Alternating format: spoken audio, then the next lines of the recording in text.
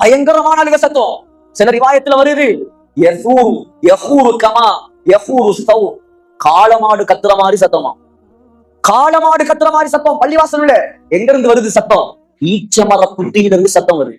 ஏன் ஸல்லல்லாஹு அலைஹி வஸல்லம் என்னை விட்டு விட்டு புதிய மிம்பருக்கு மேல ஏறி குத்பா ஓதுறாங்களே. ஸல்லல்லாஹு அலைஹி வஸல்லம் மிம்பரில் இருந்து இறங்கி அந்த ஈச்ச மரக்குட்டியை தூக்கி அப்படியே கட்டி அணைத்துக் கொண்டார்.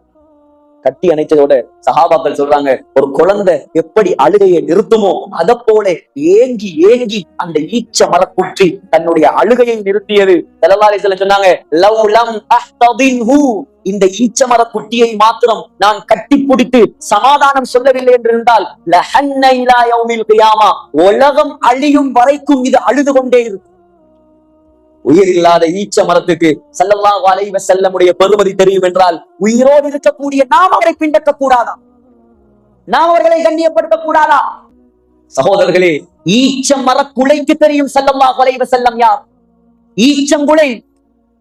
ஸல்லல்லாஹு அலைஹி வஸல்லமிடம் ஒரு கிராமத்துக்கு ஒரு அரபி வந்தார்.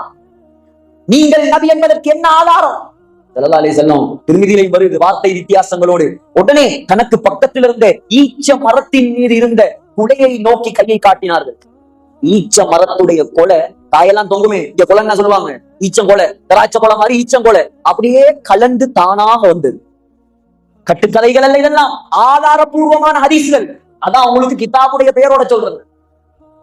ஈச்ச மரத்துடைய குலை இதுக்குண்டான் அரபியில அப்படியே கலந்து வந்து ஸல்லல்லாஹு அலைஹி வஸல்லமுடைய காலடியில் வந்து 3 முறை சஜதா செய்தது.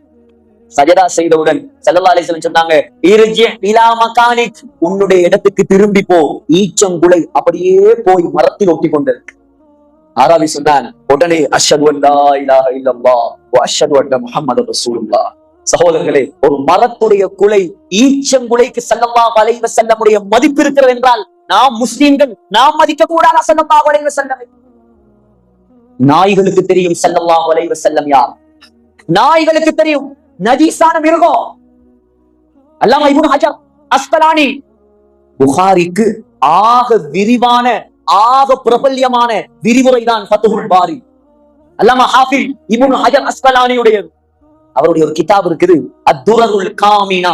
அதுல மங்கோலியா நாட்டுல நடந்த ஒரு சம்பவம், பிரபல்யமான சம்பவத்தை பதிவு செய்திருக்கிறார். மங்கோலியாவில் ஜெங்கிஸ் கானுடைய ஆட்சிக்கு பின்னால் அலாத்து கான் என்பவனுடைய ஆட்சி வந்தது.